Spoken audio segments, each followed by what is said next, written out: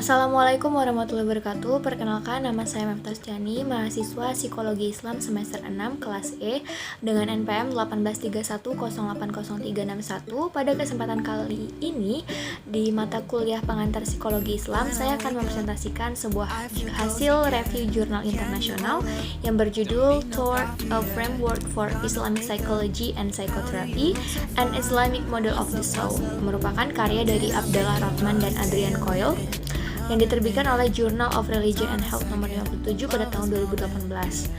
Nah, selama beberapa dekade terakhir, pertanyaan tentang cara terbaik untuk mendefinisikan dan mewujudkan integrasi Islam dan psikologi telah mendapatkan banyak perhatian yang berpuncak pada apa yang disebut Kaplik dan Skinner pada tahun 2017 sebagai gerakan Islam dan psikologi. Nah, terlepas dari kenyataan bahwa pada tahun 1979 Malik Badri memperingatkan psikolog muslim agar tidak mengadopsi teori-teori barat dan menyerukan paradigma Islam psikologi.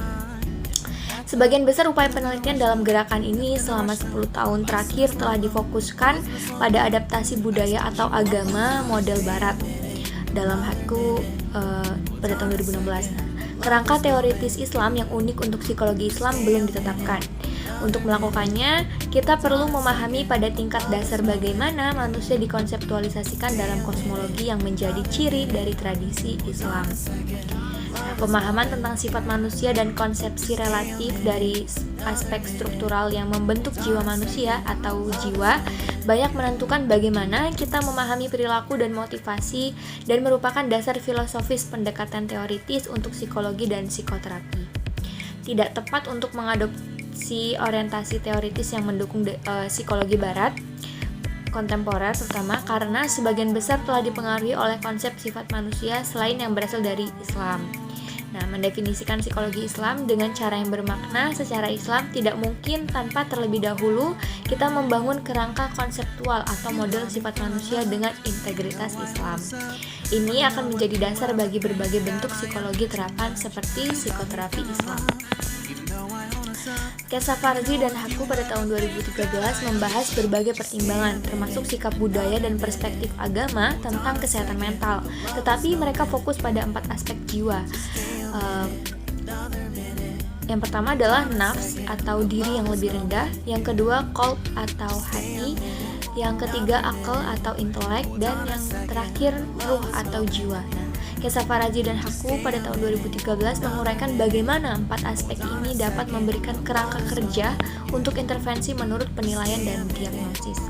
Sedangkan di sisi lainnya, Abu Raya pada tahun 2012 mempresentasikan teori kepribadian Al-Quran sistematis yang juga menguraikan kerangka kerja sifat psikologis manusia di sekitar 4 aspek ini, tetapi menambahkan 3 tahap perkembangan seperti yang ditemukan dalam Al-Quran, yakni nafs al-ammarah bilsu atau jiwa yang condong kepada kejahatan, lalu yang kedua nafs al-lawamah atau jiwa yang mencela diri sendiri, dan yang terakhir adalah nafs al-mutmainnah atau jiwa yang tenang.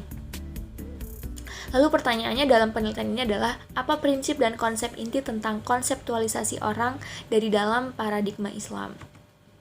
Nah, metode yang digunakan partisipan merupakan ahli akademis atau keagamaan yang terkait dengan konsepsi Islam tentang psikologi manusia. Lalu ditemukan 40 partisipan yang sebagian besar merupakan penulis buku atau artikel yang relevan dengan pertanyaan penelitian tadi dan merupakan ahli di bidangnya, dan banyak yang menjadi pemikir terkemuka dalam topik yang berkaitan dengan psikologi Islam. Lalu 18 orang bersedia menjadi partisipan penelitian yang terdiri dari 17 pria dan 1 orang wanita. Partisipan berasal dari 9 negara di 4 benua yang sampelnya termasuk muslim yang taat, muslim non-muslim, dan non-muslim. 5 peserta adalah psikolog Islam, 4 adalah sarjana spiritualitas Islam yang berbasis pada konteks akademis, 3 partisipan adalah sarjana akademis dalam filsafat Islam, lalu 3 partisipan lagi adalah ulama non-akademik Islam, dan 3 yang terakhir adalah praktisi spiritualitas Islam tradisional. Pengumpulan data dihasilkan melalui wawancara semi struktur individu yang dilakukan oleh penulis pertama.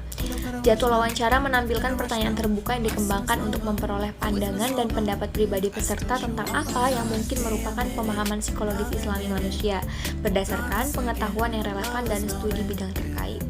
Wawancara berlangsung rata-rata selama 60 menit tetapi bervariasi dari 30 sampai 90 menit. Dan wawancara direkam secara digital kemudian ditranskripsikan kata demi kata. Analisis data.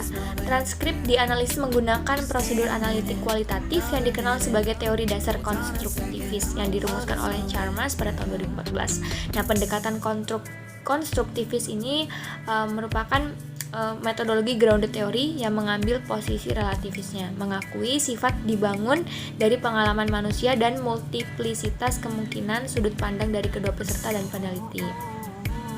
Data dilibatkan melalui proses awal, yaitu pengkodaan terbuka yang melibatkan identifikasi dan pelabelan unit teks transkrip, misalnya kata, frasa, kalimat, atau bagian teks yang lebih besar.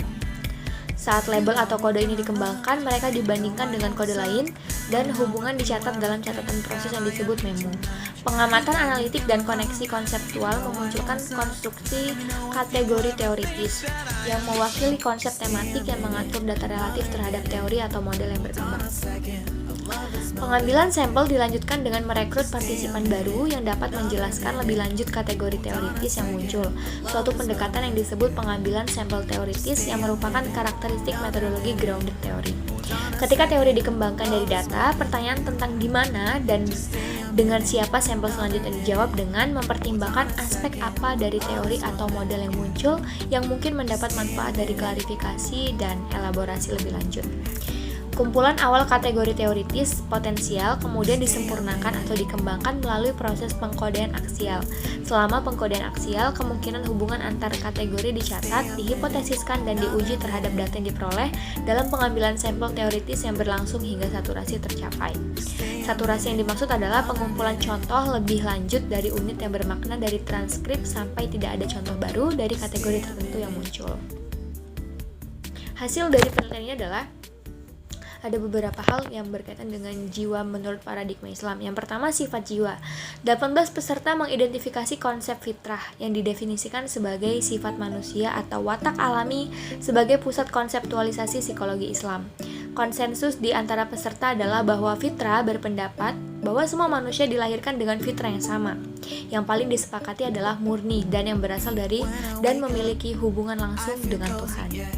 Jadi manusia ini memiliki fitrah yang sama, berasal dan memiliki hubungan langsung dengan Tuhan. Para peserta melaporkan bahwa setelah pembuahan, sebuah proses korupsi dimulai ketika orang tersebut melewati pengadilan dunia yang mulai menjauhkan mereka dari dan menutupi sifat murni mereka.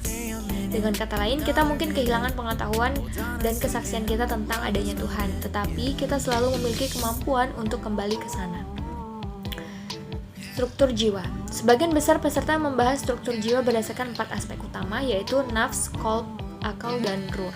Nafs merujuk pada diri yang lebih rendah, mirip dengan ego, dalam arti bahwa itu adalah bagian dari jiwa yang condong ke dunia melalui keinginan mengalihkan seseorang dari Allah dan membukanya untuk pengaruh setan dari alam semesta. Yang kedua, qalb atau qalbu menjadi pusat spiritual manusia dan bagian penting dari apa yang menentukan keadaan relatif jiwa. Qalb memiliki fitur unik di mana adanya yang namanya tuh kesadaran. Aspek kognitif di mana akal berada di dalam qalb berfungsi sebagai bagian yang mencerdaskan. Ruh merupakan bagian dari jiwa sebagai titik langsung kepada Tuhan, titik akses langsung kepada Tuhan, di mana manusia secara potensial dapat menerima pengetahuan, bimbingan, dan penyembuhan ilahi. Lalu tahapan jiwa, ruh. Ruh adalah aspek jiwa yang tidak berubah. Nah, sifat nafs yang berubah menjadi alasan agar kita harus rajin menjaga qalb, akal, dan nafs tetap selaras dan di jalan yang benar. Tahapan nafs al-amarah. Keadaan di mana seseorang tidak mengerahkan upaya bersama dalam mengendalikan nafs dan pada dasarnya membiarkan diri yang lebih rendah menjadi liar. Misalnya menjadi lupa akan Tuhan, menjadi egois dan bersifat individualistik. Lalu tahapan yang kedua adalah nafs al-lawama, tahap di mana sebagian besar pekerjaan jiwa sedang dilakukan. Merupakan tahapan di mana seseorang berjuang melawan tarikan ke bawah menuju nafs, dunia, dan setan, dan mencapai ruh, akhirat, dan Allah melalui ketekunan dan kesadaran diri. Lalu tahapan yang terakhir adalah tahap nafs al-mutmainnah, merupakan cita-cita untuk memperjuangkan lebih dari sesuatu yang benar-benar diharapkan untuk dicapai. Perkembangan jiwa. Paradigma Islam dalam memahami manusia sebagai kesempatan untuk mensucikan jiwa, untuk mengungkap fitrah di dalam dengan memurnikan nafs. Yang pertama, tazkiyat an-nafs, yaitu penyucian jiwa. Seseorang dapat menjadi refleksi dari cahaya ilahi jika dibersihkan dan jika keraknya dihilangkan. Tazkiyat an-nafs ini merupakan suatu proses kerja batin yang mendalam untuk memurnikan dan menyempurnakan jiwa agar dapat bersinar dalam keadaan yang tertinggi. Esensi dari keadaan yang lebih tinggi itu disebut ruh. Nah, jihad an-nafs atau perjuangan jiwa. Untuk memahami paradigma Islam yang berkaitan dengan psikologi seseorang, perlu perjuangan melawan pengaruh kuat nafs dalam proses mencoba untuk kembali ke keselarasan dengan fitrah. Jadi di sini jiwa itu berjuang untuk tetap selaras dengan fitrahnya kita sebagai manusia. Lalu yang terakhir, tahdib al-akhlak, penyempurnaan karakter. Psikologi Islam melibatkan kerangka moral dan pedoman yang ditetapkan oleh Al-Quran dan Sunnah sebagai tolak ukur cita-cita manusia. Berbeda dengan psikologi Barat yang tidak selalu memiliki satu set pedoman moral universal untuk membuat orang bertanggung jawab atau mendorong keselarasan. Yang terakhir, muhlikat dan munjiat, keburukan dan kebajikan. Munjiat adalah hal-hal yang membantu kita mencapai tujuan kita. Muhlikat adalah hal-hal yang menjauhkan kita dari tujuan kita.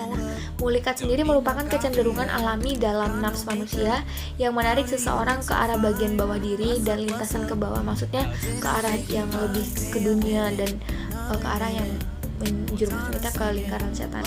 Sedangkan pada tingkat psikologis, kita memiliki kecenderungan terhadap keserakahan, kekuasaan, nafsu, dan sebagainya. Sedangkan munjiat merupakan bagian dari hak asasi kita dalam fitrah dan terhubung ke ruh aspek jiwa. Kita akan cenderung mewujudkan sifat ketuhanan. Jiwa manusia memiliki fitrah yang murni dan baik, yang berasal dari dan terhubung dengan Tuhan tetapi menjadi tertutup dan dilupakan sebagai bagian alami dari kehidupan dunia. Sepanjang hidupnya di dunia, di dalam jiwa terdapat interaksi dinamis dari kekuatan-kekuatan yang saling bertentangan, yang mempengaruhi keadaan psikologis orang tersebut dan menentukan tingkat relatif keselarasan atau ketidaksejajaran dengan fitrah. Jadi, interaksi-interaksi dalam jiwa kita dari kekuatan-kekuatan yang saling bertentangan tadi seperti ada nafs, qalb, dan ruh tadi itu menentukan tingkat relatif keselarasan atau ketidaksejajaran kita dengan fitrah. Selain pandangan yang lebih positif tentang sifat manusia dalam arti jiwa yang murni secara bawaan, model Islam tentang jiwa juga memiliki gagasan bahwa pusat spiritual manusia itu ada di hati. Demikian review jurnal dari saya terkait tugas pada mata kuliah pengantar psikologi Islam. Apabila apa yang saya sampaikan banyak salah, saya mohon maaf. Kepada Allah saya mohon ampun. Terima kasih teman-teman atas perhatiannya. Wassalamualaikum.